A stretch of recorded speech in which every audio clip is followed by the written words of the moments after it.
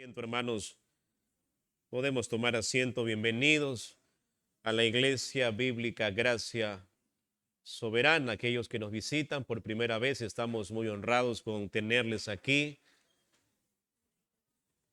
Vayamos entrando, vayamos ubicándonos en nuestros asientos.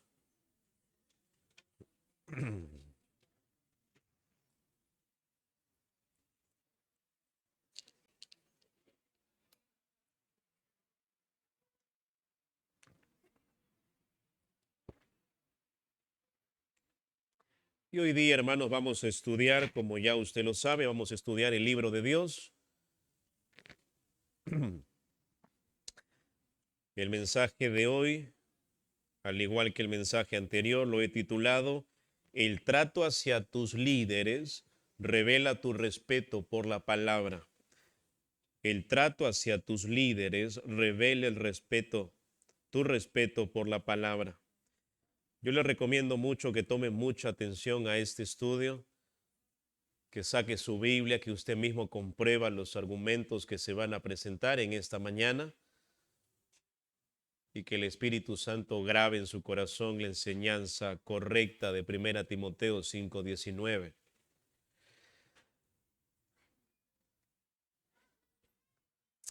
A través de toda esta carta hemos visto con claridad cómo Dios, por medio del apóstol Pablo, ha venido instruyendo a Timoteo. Le ha entregado directrices a Timoteo en diferentes ámbitos eclesiásticos y es importante, hermanos, recordar lo que estaba sucediendo en Éfeso. Lo que estaba sucediendo en Éfeso. Habían falsos maestros, una iglesia que empezó bien, pero pasado el tiempo empezó a desviarse de la verdad. Empezó a desviarse del propósito del Señor. Se levantaron falsos maestros, falsa enseñanza. El liderazgo empezó a corromperse. Tanto así que Pablo en 1 Timoteo capítulo 1, verso 3, tuvo que rogarle a Timoteo que se quedase en Éfeso cuando fue a Macedonia para que mandase a algunos que no enseñen diferente doctrina. Y en esta sección de 1 Timoteo 5, del 17 al 25, que es toda la sección, vemos cómo el apóstol Pablo, bajo la guía del Espíritu Santo, le dijo a la iglesia de Éfeso que ellos debían demostrar su estima por la palabra, honrando, protegiendo, reprendiendo y nombrando ancianos de acuerdo a las Escrituras. Y lo repito, vemos en esta sección de 1 Timoteo 5, 17 al 25, que es la sección completa, como el apóstol Pablo le dijo a Timoteo, y por extensión obviamente a la iglesia de Éfeso, que la iglesia debía de cuidar a sus pastores y esto se evidenciaría en una estima alta a la palabra de Dios. Debía de cuidarlos en términos de honra, protección, reprensión y nombramiento de ancianos de acuerdo a las Escrituras. Y la semana pasada, hermanos, empezamos esta sección que parte desde el verso 17 al 25, viendo cuatro principios que te muestran cómo tu trato hacia tus pastores refleja tu estima por la palabra. Cuatro principios que te van a evidenciar cómo tu trato hacia tus pastores te evidencian tu trato hacia la palabra. Estos cuatro principios son: honra a tus ancianos, protege a tus ancianos, verso 19, reprende a tus ancianos, verso 20 y 21, y en cuarto lugar, selecciona a tus ancianos. Solamente de manera breve y como un repaso introductorio, veamos el primer principio de cuatro que lo vimos la semana pasada. Mire el texto, verso 17, la parte B: honra a tus ancianos. Verso 17 dice el texto: se ha tenido por dignos, imperativo, es un mandato, es una orden, dignos. ¿De qué? De doble honor.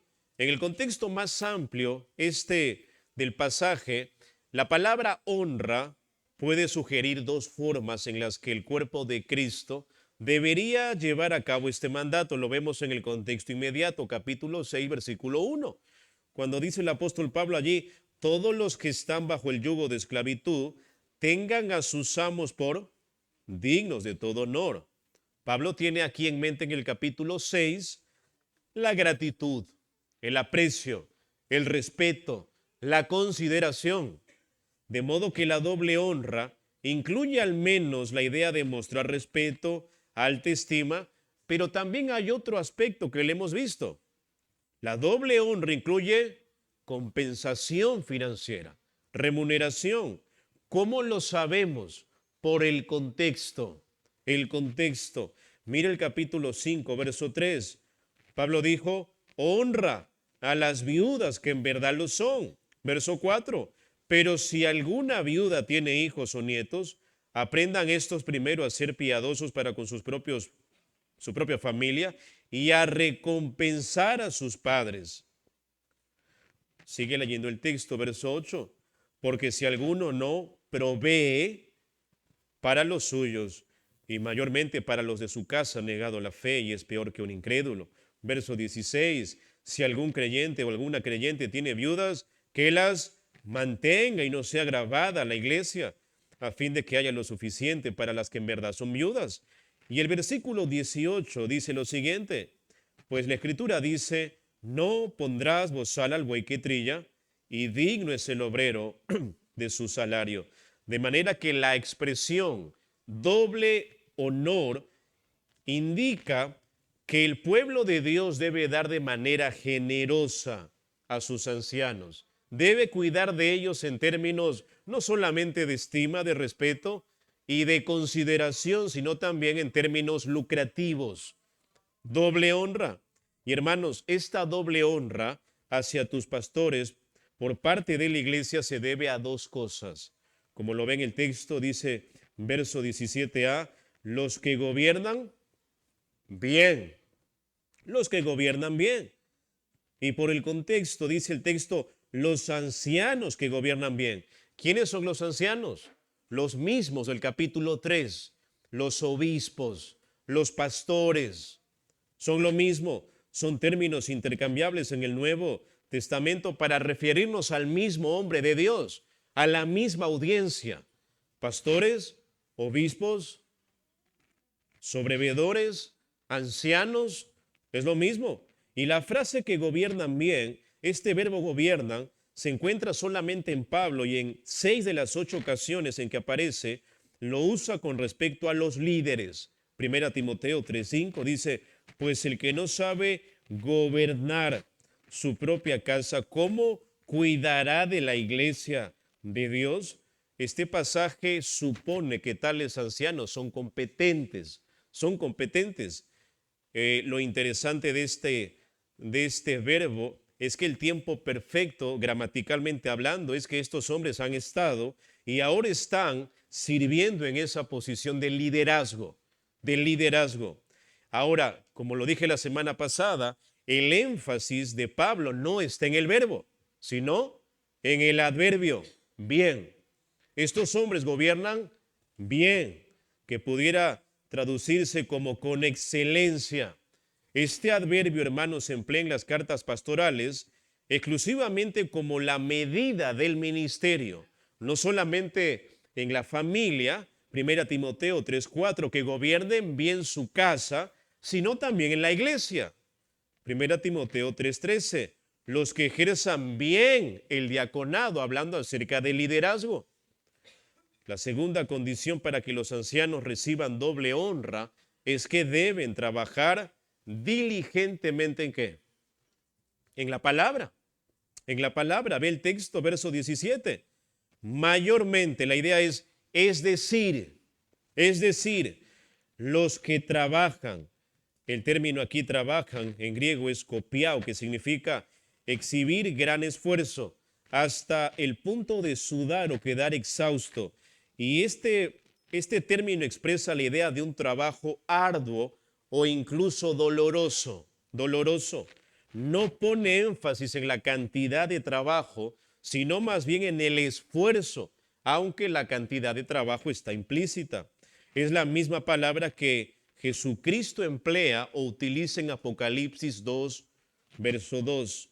cuando dice el texto, yo conozco tus obras y tu arduo trabajo, lo mismo, copiado, y paciencia, tu arduo trabajo. Y hermanos, al estar el verbo en tiempo presente, usted lo sabe ya, esto describe el aspecto progresivo de la acción. Esto no se trata únicamente de un evento puntual. Esto es una marca distintiva del hombre de Dios. Este hombre trabaja en tiempo presente constantemente en el ministerio de la palabra. En el ministerio de la palabra.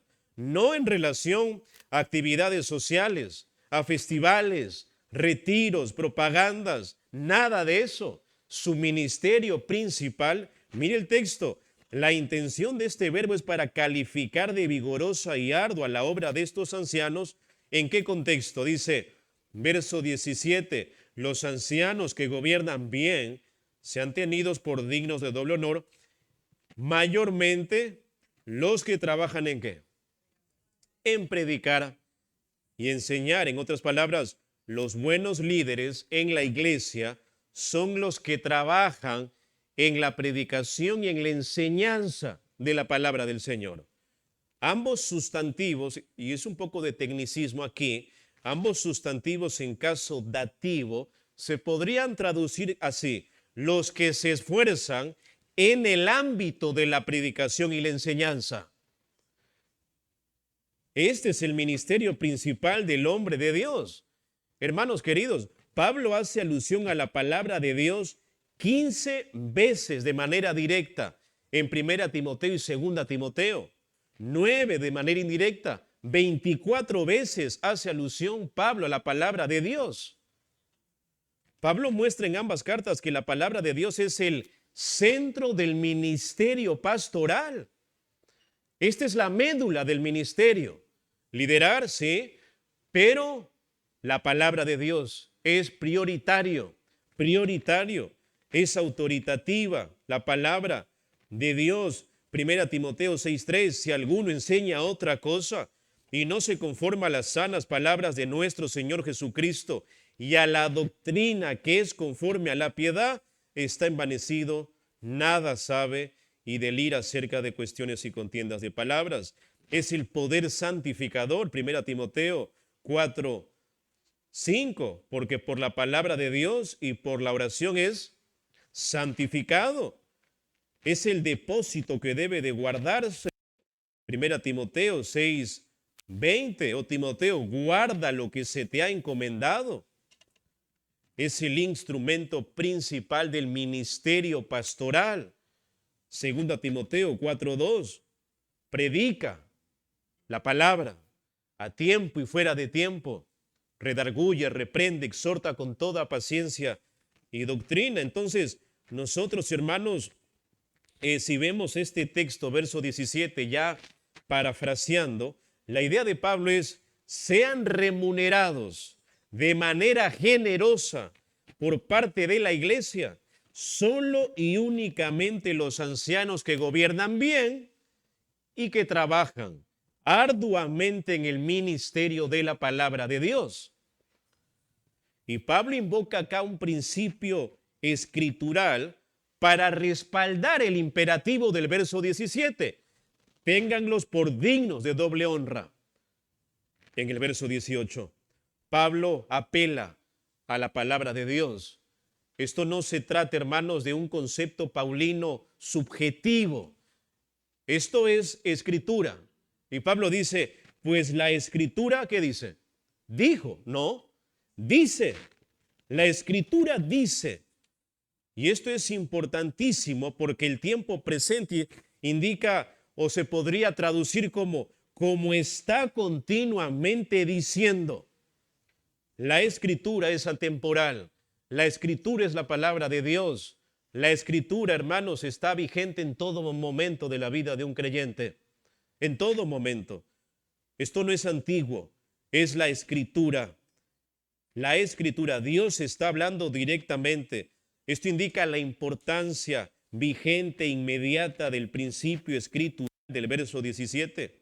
Y Pablo cita dos textos aquí, uno del Antiguo Testamento y otro del Nuevo Testamento. El del Antiguo Testamento es Deuteronomio 25:4, cuando dice, no pondrás bozal al buey que trilla. La ley del Antiguo Testamento estipulaba que los bueyes que trillaban el grano tenían derecho a comer de él. No debían ser amordazados para evitar que lo hicieran. Y la otra cita la encontramos en Mateo 10:10. Dice, digno es el obrero de su salario. Digno, merecedor. El término obrero es trabajador y salario es una referencia a sueldo que se recibe por la obra realizada. Estas son palabras del Señor Jesucristo en Mateo 10:10, cuando le dijo a los apóstoles, ni de alforja para el camino, ni de 2 túnicas, ni de calzado, ni de bordón, porque el obrero es digno de su alimento. Es digno de su alimento. De modo que si tú valoras el ministerio de la palabra de Dios, este principio lo vas a atesorar en tu corazón y lo vas a poner en práctica al ofrendar con generosidad en tu iglesia local. Y ya dije esto, no estoy de acuerdo con el evangelio satánico de la prosperidad. No estoy de acuerdo. Aquí no estamos pidiendo dinero. Solamente estamos siendo fiel al texto bíblico de 1 Timoteo 5:17. No quiero que me malinterpreten, hermanos. Una de las cosas que más produce en nosotros gratitud al Señor es cómo esta iglesia local sostiene a sus pastores a tiempo completo con la finalidad de que nosotros nos dediquemos a la oración y al ministerio de la palabra, Hechos 6:4, desde el día 1 de su fundación. Es una gracia del Señor, una gracia del Señor. Entonces hemos visto, recuerda, 4 principios que te muestran cómo tu trato hacia tus pastores refleja tu estima por la palabra. Versículo 17 y 18, ¿cómo lo hago? Honra a tus pastores, honra a tus ancianos. El segundo principio de 4 es protege a tus ancianos. Verso 19.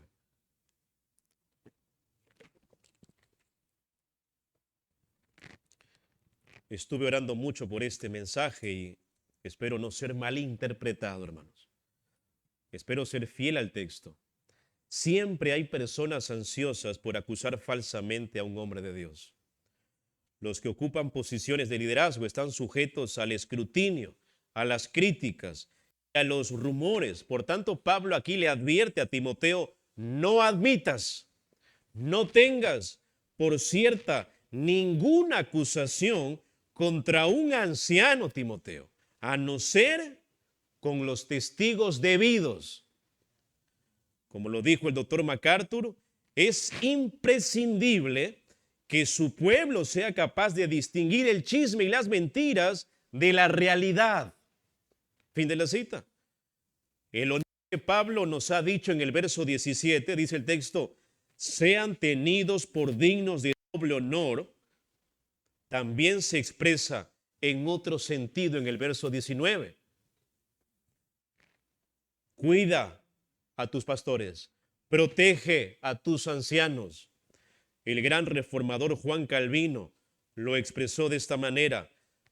Dice el texto, porque nadie está más expuesto a las calumnias y a las injurias que los maestros piadosos, aunque desempeñen su deber correctamente para no cometer ningún error, nunca se libran de 1000 censuras. Por ello es que el pueblo de Dios debe ser cauteloso cuando ancianos que gobiernan bien y se dedican al ministerio de la palabra de Dios, contexto inmediato, verso 17, son acusados.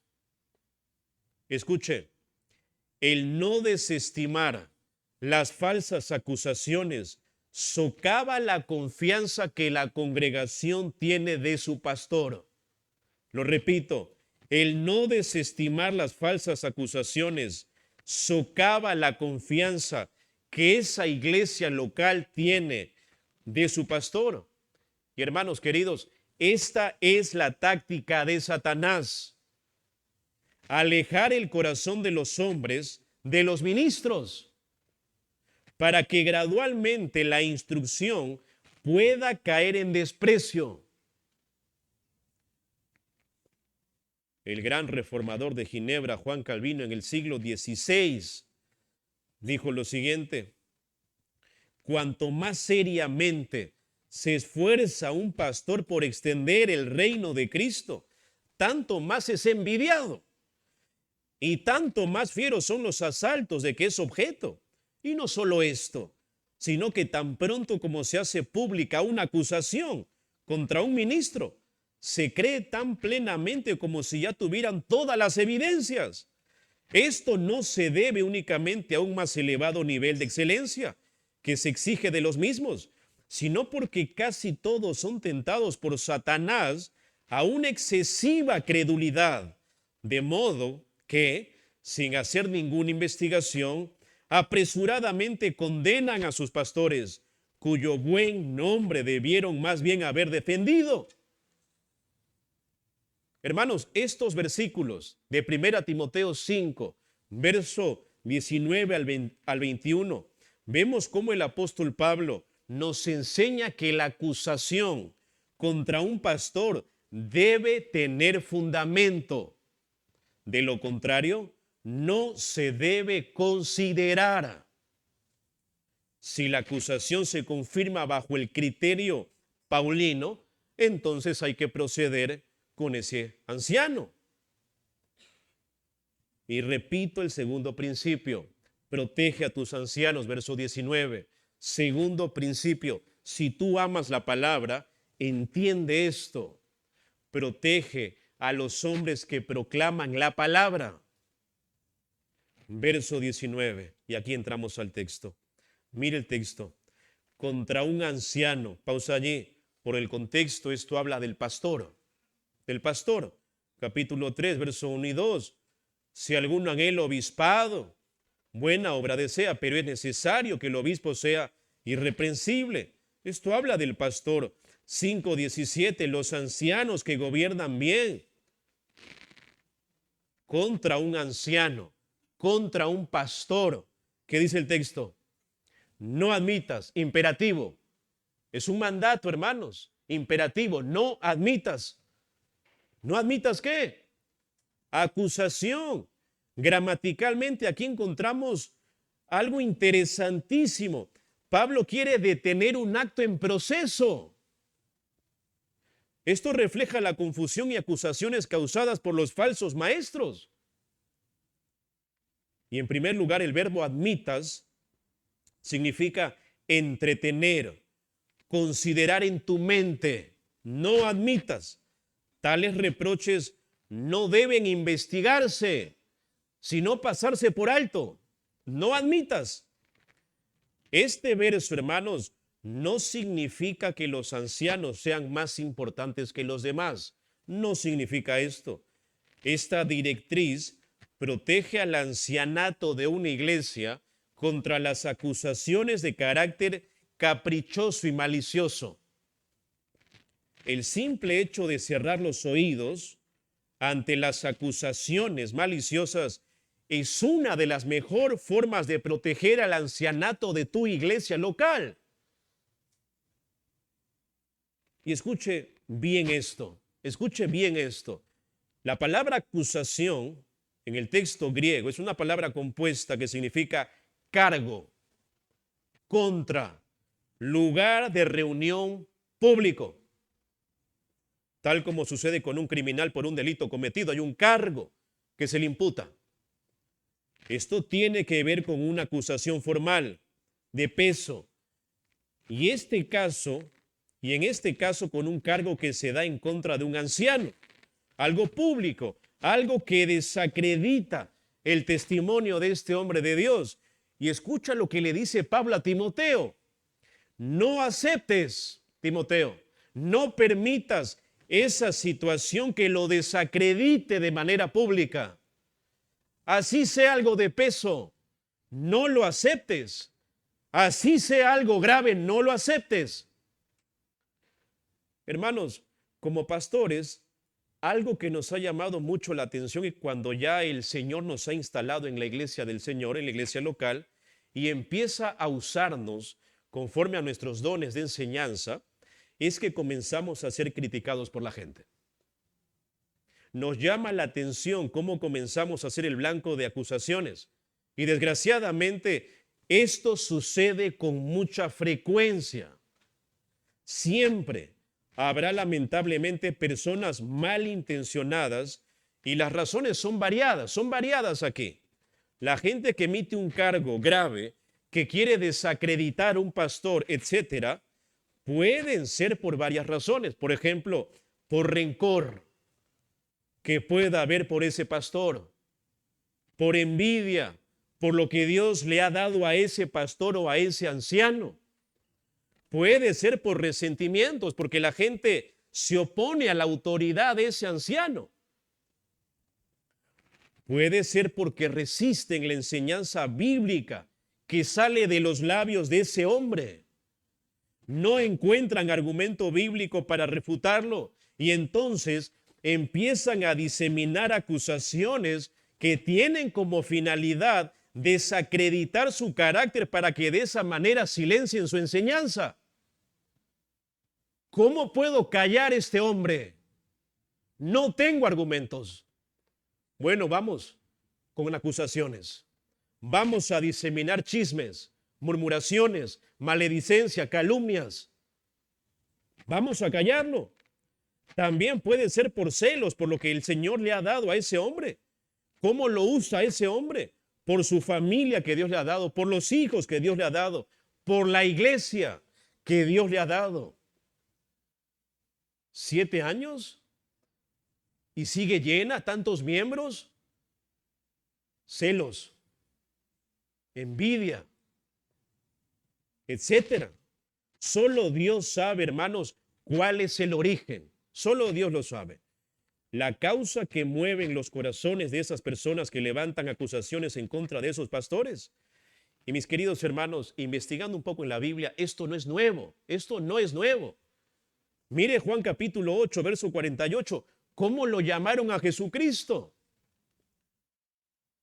En Juan 8, 48 dice el texto allí, mire el texto allí en Juan 8, 48.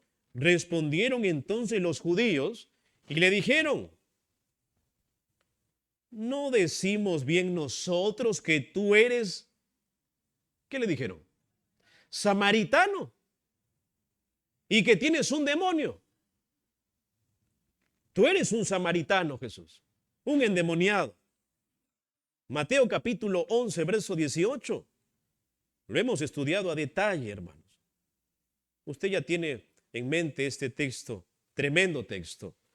Mateo 11, verso 18 y 19. Porque vino Juan, que ni comía ni bebía, y dicen, ¿qué dicen? Demonio tiene.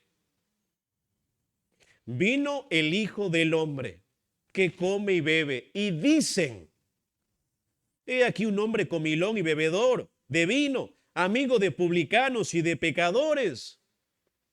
¿Qué opina? Me encantó, hermanos, la siguiente cita de J.C. Riley. Escucha esto.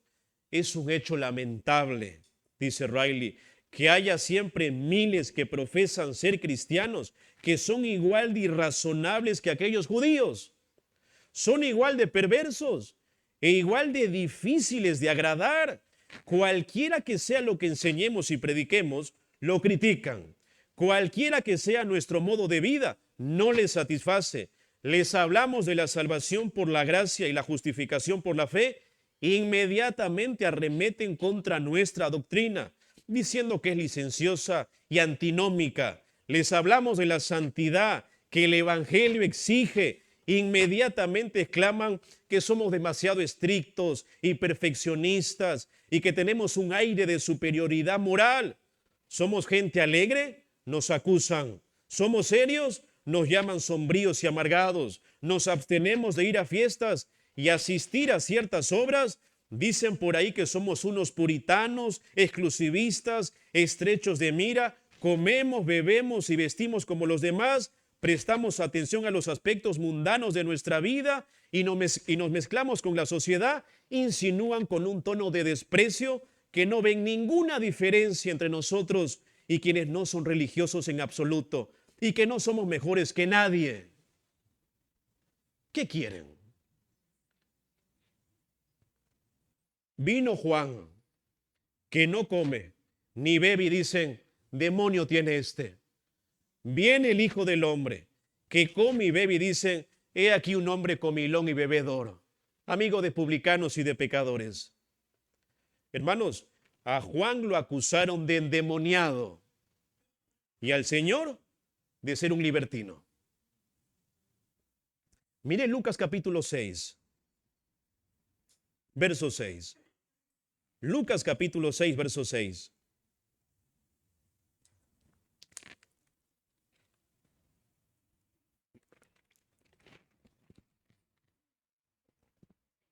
Lucas capítulo 6, verso 6. Observe el texto. Aconteció también en otros días de reposo que él entró en la sinagoga y enseñaba. Y estaba allí un hombre que tenía seca la mano derecha. Y le acechaban los escribas y los fariseos para ver si en el día de reposo lo sanaría, a fin de hallar de qué acusarle.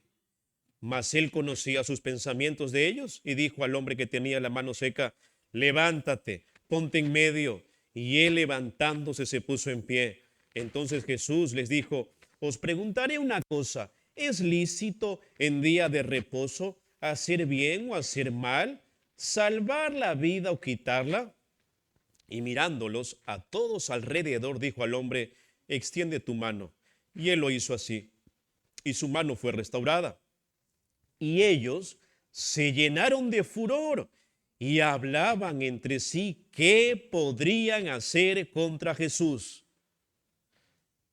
Acusaciones, acusaciones. Pablo dice contra un anciano, no admitas acusaciones, Timoteo.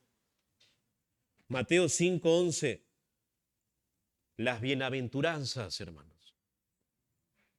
Mateo 5:11 y 12 dice, bienaventurados sois cuando por mi causa os vituperen y os persigan y digan toda clase de mal contra ustedes mintiendo. Gozaos y alegraos porque vuestro galardón es grande en los cielos, porque así persiguieron a los profetas que fueron antes de ustedes. Esta frase, digan toda clase de mal contra vosotros, apunta a calumnias. Otra forma de persecución es la destrucción de la reputación de una persona mediante calumnias, mentiras, difamaciones. En el texto paralelo de Mateo capítulo 5, que es Lucas 6:22, escuche lo que dice. Lucas 6:22. La frase empleada en este texto dice en Lucas 6:22, bienaventurados seréis cuando los hombres os aborrezcan y cuando os aparten de sí y os vituperen, y escucha esto, y desechen vuestro nombre como malo por causa del Hijo del Hombre. Duele mucho cuando la gente nos acusa injustamente de ser malvados. Pero esta fue la experiencia normal de los primeros cristianos. Durante las primeras persecuciones de la iglesia, los cristianos iban a ser llamados ateos debido a que no adoraban un Dios visible, inmorales debido a que se veían obligados a reunirse en lugares secretos, antipatriotas porque confesaban su lealtad a Cristo como rey y no a César, no al emperador. Hermanos, esta bienaventuranza de Mateo 5, versos 11 y 12 es interesante porque el Señor Jesucristo pasa de la tercera persona a la segunda en plural. Esos cambios debes de notarlos en tu estudio bíblico. ¿Por qué es importante este detalle? Con ello es como si Cristo les dijera a los apóstoles, no piensen que esta bienaventuranza no tiene una aplicación directa para ustedes. No crean que el seguirme a mí les va a garantizar respeto, riqueza, bienestar. Al contrario, la misma multitud que ahora nos aclama se volverá contra nosotros. Como lo dijo el escritor puritano John Trapp, La verdad siempre tiene un rostro rasguñado. Siempre. Si esto lo vivió Juan, lo vivió el Señor Jesucristo, los profetas, los apóstoles, nosotros también lo seremos. Y lo experimentaremos, hermanos. Al diablo se le llama el acusador ¿de qué? De los hermanos. En Apocalipsis 12:10. Entonces oyó una gran voz del cielo que decía: ahora ha venido la salvación, el poder y el reino de nuestro Dios y la autoridad de su Cristo, porque ha sido lanzado fuera el acusador de nuestros hermanos, el que los acusaba delante de Dios día y noche. Hermanos, estas cosas no puede ignorarlas. No puede ignorarlas.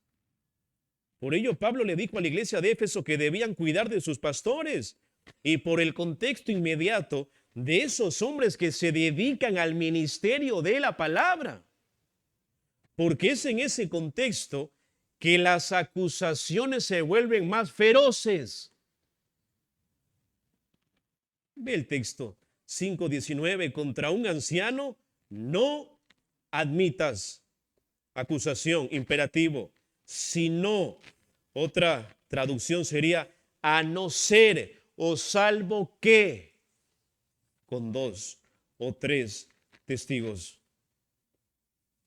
En segundo lugar, Pablo aquí nos da las condiciones que se deben tomar cuando existe una acusación contra un pastor, contra un anciano de una iglesia local. ¿De dónde Pablo saca esto? De Deuteronomio 17:6. Deuteronomio 17:6 de la ley de Moisés, del Pentateuco. Deuteronomio 17:6 dice el texto: por dicho de 2 o de 3 testigos, morirá el que hubiere de morir. No morirá por el dicho de un solo testigo. 2 capítulos más adelante lo vuelve a repetir. 19:15. Y aquí sí vaya conmigo. 19:15 al 21. Deuteronomio 19:15 al 21.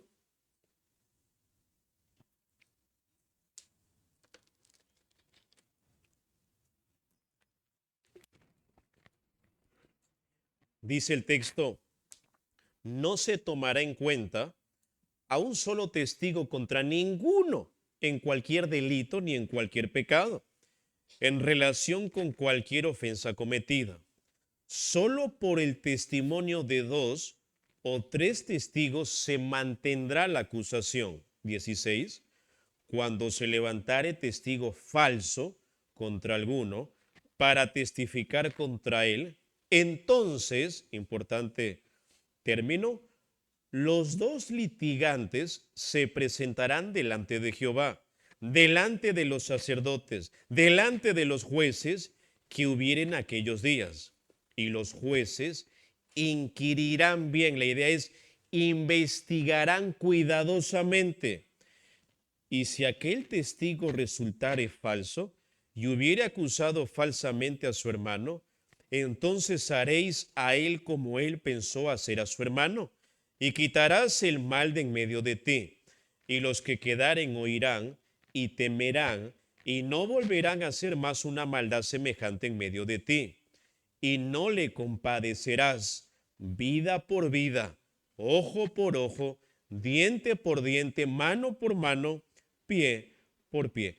Este es un texto interesantísimo, interesantísimo, porque cuando los líderes sospechaban, verso 16, cuando se levantare testigo falso contra alguno para testificar contra él, entonces, o sea, cuando había malicia en la acusación, la evidencia se examinaba cuidadosamente, meticulosamente, cuando había malicia, una sospecha de malicia en el acusador. Y de acuerdo al texto, hermanos, la sentencia solo se imponía después de que los jueces y sacerdotes hubiesen inquirido bien los detalles del caso. recurriendo a ambas partes en el litigio.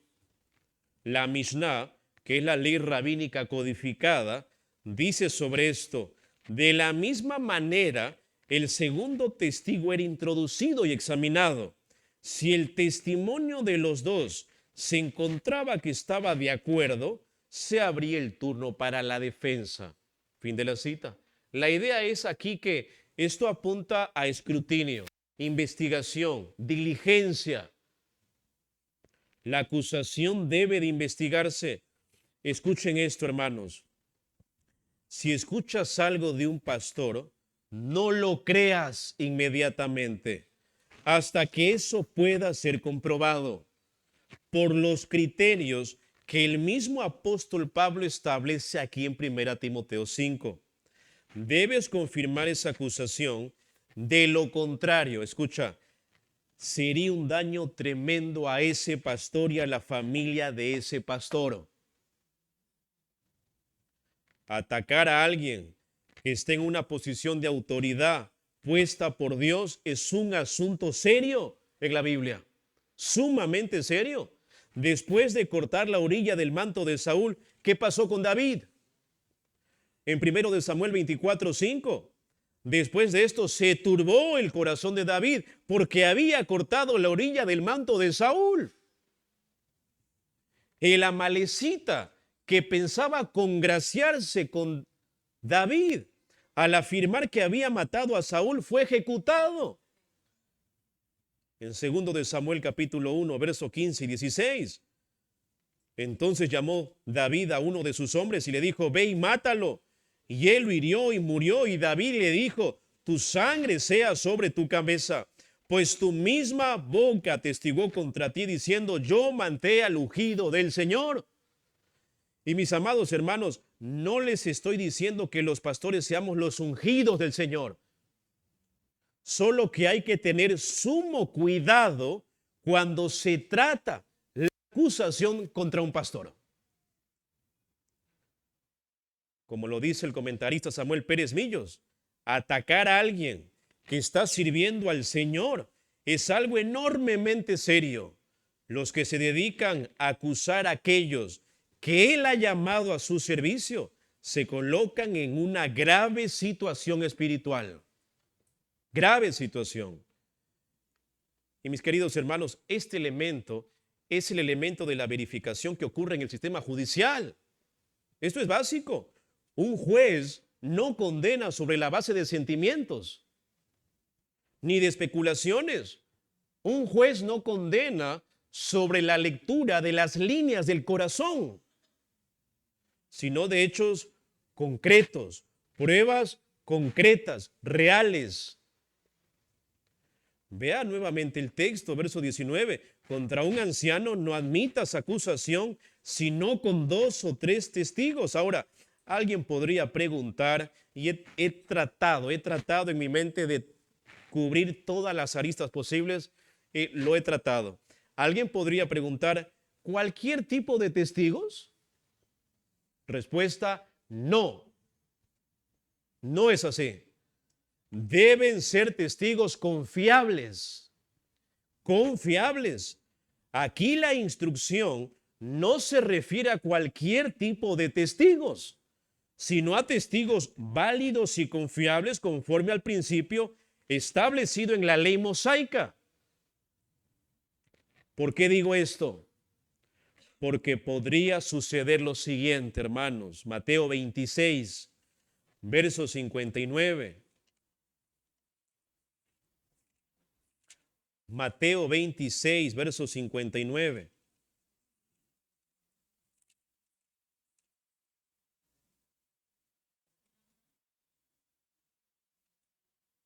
Mire el contexto, verso 57.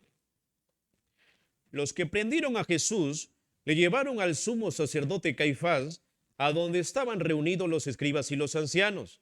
Mas Pedro le seguía de lejos hasta el patio del sumo sacerdote, y entrando, se sentó con los alguaciles para ver el fin. Y los principales sacerdotes y los ancianos y todo el concilio buscaban ¿qué? Falso testimonio contra Jesús para entregarle a la muerte.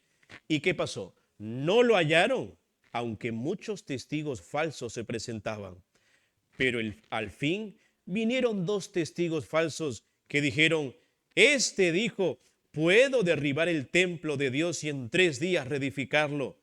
Y levantándose el sumo sacerdote le dijo, ¿no respondes nada? ¿Que testifican estos contra ti? Mas Jesús callaba. ¿Qué podemos decir ante acusaciones falsas? Dígamelo usted. Nada, porque son falsas. ¿Cómo puedes tú defenderte ante una acusación falsa? No puedes, no puedes. Y callaba. Entonces el sumo sacerdote le dijo, te conjuro por el Dios viviente, que nos digas si tú eres el Cristo, el Hijo de Dios, el Hijo de Dios. Jesús le dijo, tú lo has dicho. Y además os digo que desde ahora veréis al Hijo del Hombre sentado a la diestra del poder de Dios y viniendo en las nubes del cielo. Entonces el sumo sacerdote rasgó sus vestiduras diciendo, ha blasfemado. ¿Qué más necesidad tenemos de testigos? He aquí ahora mismo habéis oído su blasfemia. Cuando en una iglesia debe abordarse algo con relaciones a los pastores, deben ser testigos confiables, de buen testimonio, para que la determinación en cuanto a la acusación también sea confirmada de manera fidedigna, responsable, honesta delante del Señor. Porque podrían haber testigos mal intencionados. Hermanos, qué importante saber esto. No es que yo me junte con dos amigos míos, sean mis dos testigos y yo simplemente vaya, lance una acusación, desprestigie al anciano y lo baje del ancianato. No es así de fácil. Escucha, la disciplina a un pastor debe sostenerse sobre la base de los hechos, no de los rumores, sobre la base de la realidad y no de los chismes.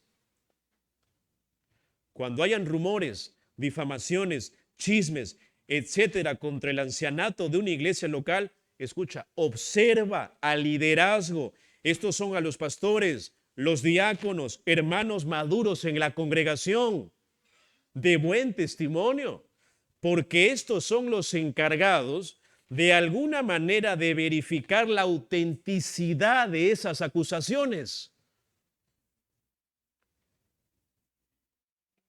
Pero si usted ve que el ancianato está sólido, que los diáconos están sólidos, que la administración está sólida, que los hombres están sólidos, hermanos, son acusaciones falsas. No pise el palito, no lo pise. Mire el texto 5:19. Contra un anciano no admitas acusación, no admitas acusación, sino con 2 o 3 testigos. Como lo dice el comentarista Warren Wiersbe, escucha, es triste, dice este hombre, cuando las iglesias desobedecen la palabra y hacen caso de rumores, mentiras y chismes. Muchos pastores piadosos han sido derrotados en su vida y en su ministerio de esta manera, y algunos han renunciado al ministerio. Quiero ser muy enfático en esto. Donde hay humo, hay fuego. ¿Ha escuchado eso usted? Donde hay humo, hay fuego. Este lema puede ser un buen lema para una estación de bomberos, pero no para la iglesia. No para la iglesia del Señor. 1 Timoteo 3, 14 y 15. Usted ya lo sabe, hermano. Lo he repetido mucho. Esto te escribo, Timoteo, para que sepas cómo debes conducirte en la casa de Dios, que es la iglesia del Señor. Columna y baluarte de la verdad. Donde hay humo hay fuego, posiblemente pudiera significar que la lengua de alguien ha sido inflamada por el infierno. No porque el ancianato esté mal. Santiago 3:6. Acompáñeme a este texto. Santiago 3:6. Santiago 3:6. Dice allí Santiago, hablando en todo ese capítulo de la potencialidad que tiene la lengua. En este contexto de los maestros, dice, la lengua es un fuego, un mundo de maldad. La lengua está puesta entre nuestros miembros, contamina todo el cuerpo, inflama la rueda de la creación. Ella misma es inflamada por el infierno. Y vayamos paso a paso. La lengua es un fuego. Santiago no dice, la lengua es como un fuego. No dice eso. Es fuego. ¿Por qué lo dice? Porque está enfatizando, hermanos, la destrucción que puede generar la lengua, el carácter destructor de la lengua. La palabra mundo aquí en el texto hace referencia a un sistema u orden opuesto a Dios, opuesto a Dios. Recordemos cuál fue la reacción del hombre cuando cayó en pecado. Génesis 3. ¿Culpar a quién? A su mujer. ¿Y la mujer a quién?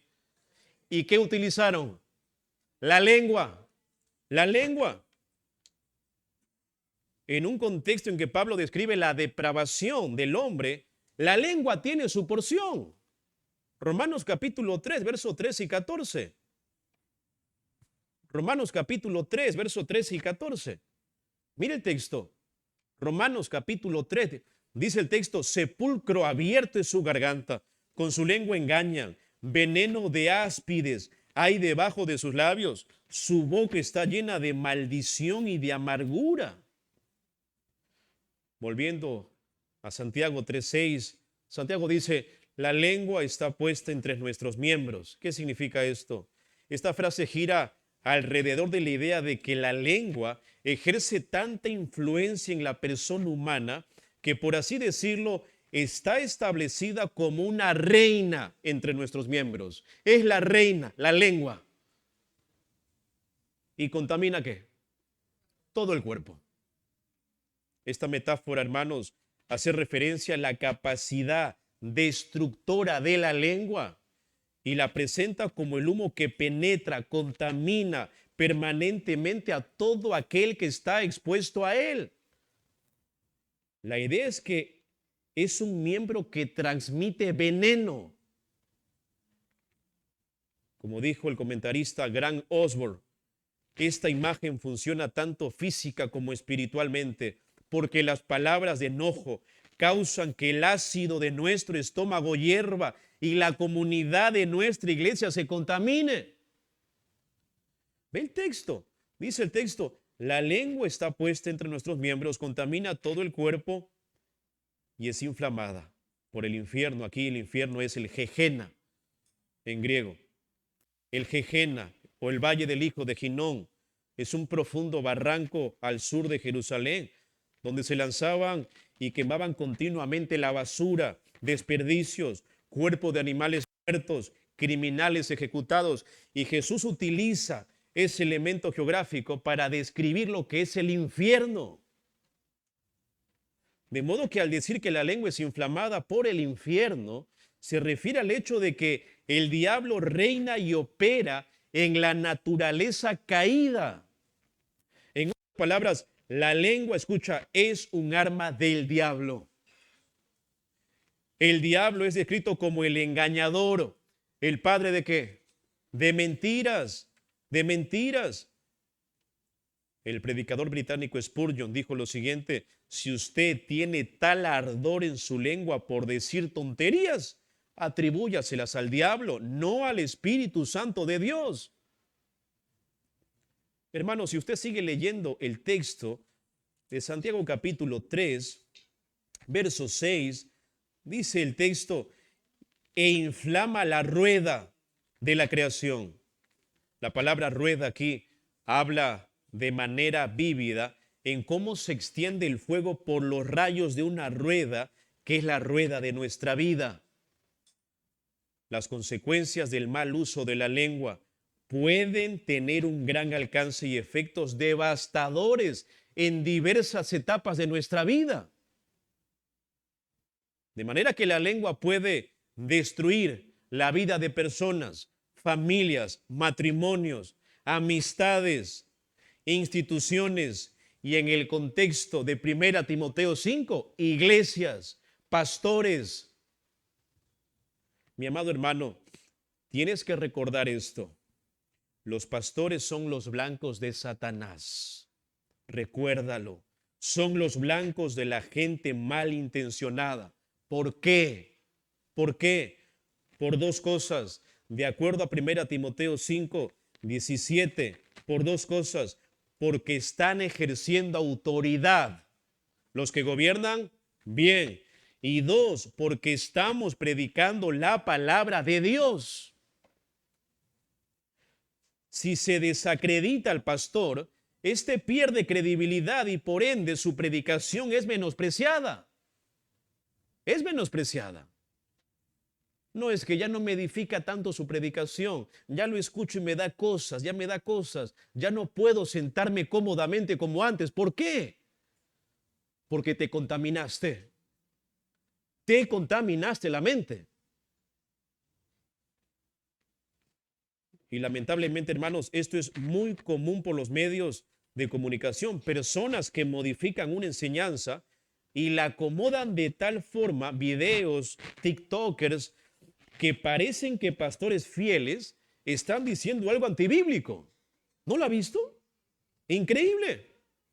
Y Pablo dice claramente en el verso 1 Timoteo 5:17, los ancianos que gobiernan bien sean tenidos por dignos de doble honor, los que trabajan en predicar y enseñar. 19, contra un anciano no admitas acusación, ni lo consideres que pase, no admitas acusación, sino con 2 o 3 testigos. Qué importante es esto, hermanos.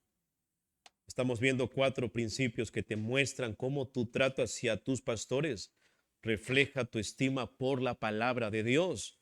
Honra a tus ancianos, protege a tus ancianos. Y a manera de conclusión, ¿por qué dice Pablo esto?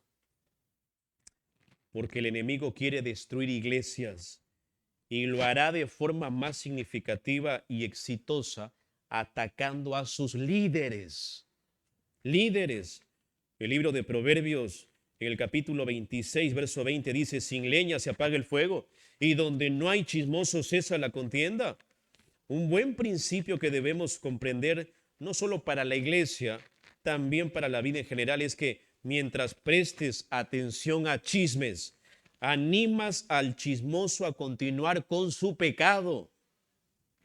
Nunca escuches chismes, nunca escuches calumnias, ni siquiera si se presentan como una petición de oración, porque dañan la iglesia corporativamente y tu propio caminar con el Señor. Hermanos, a la luz de lo que hemos visto, entonces, seamos celosos para hacer todo lo que podamos para proteger la reputación de aquellos hombres que nos predican la palabra, que nos enseñan, no porque sean una clase especial de cristianos, no, no, no, no, en absoluto, sino más bien porque la iglesia es la columna y el fundamento de la verdad. No queremos que el despliegue de la gloria de Dios disminuya de ninguna manera y no queremos que el evangelio sea obstaculizado en su avance como resultado de personas en la iglesia o en la comunidad que desconfían de la integridad de sus pastores. Pongamos fin a las críticas inútiles, impías, que hacen caer la reputación de los que trabajan en el ministerio de la palabra. Y termino con esto. Donde hay testigos, escucha, hay justicia. Donde hay rumores, hay división. Donde hay testigos, donde hay hombres que atesoran 1 Timoteo 5:19, cosas concretas, objetivas, hay justicia. Pero donde hay rumores y chismes, hay división. Amadísimo Señor y Padre nuestro, queremos darte gracias por este tiempo. No ha sido fácil, Señor, tener esta sección delante de mí en estas 2 semanas, pero es lo que tu palabra dice y sabemos y somos conscientes de que tú, Señor, gobiernas tu iglesia a través de tu palabra y que esto, Señor, no se reduce a la palabra del predicador, sino a tu palabra. Tú has hablado ya a tu pueblo, Señor, y te pido que mis hermanos puedan atesorar, recibir tu palabra como lo que es palabra de Dios, Señor. Gracias por esta sección tan práctica, tan necesaria para toda iglesia local, para no limitar nuestro amor por la palabra simplemente a un romanticismo pasivo, subjetivo, teórico. Aquí no lo vemos así, Señor. Si amamos la palabra, amamos a los ancianos de la iglesia, los honramos, Señor, los respetamos, los tenemos en alta estima y también cuidamos de ello en estos términos, Señor, cuidando su reputación porque somos conscientes de que no tenemos lucha contra carne ni sangre, que más allá, Señor, de lo que vemos corporalmente, el ataque es directo a tu iglesia, es directo a tu palabra, es directo a la médula que bombea vitalidad, Señor, que es el Evangelio de Jesucristo, y que tu reino se siga extendiendo, Señor. Bendice a mis hermanos, Señor. Guarda sus mentes y que sigan creciendo en tu palabra, que sigamos viendo la siguiente semana lo que tienes que decirnos para el beneficio y la edificación de tu iglesia local. Gracias, soberana. En el nombre de Cristo Jesús. Amén.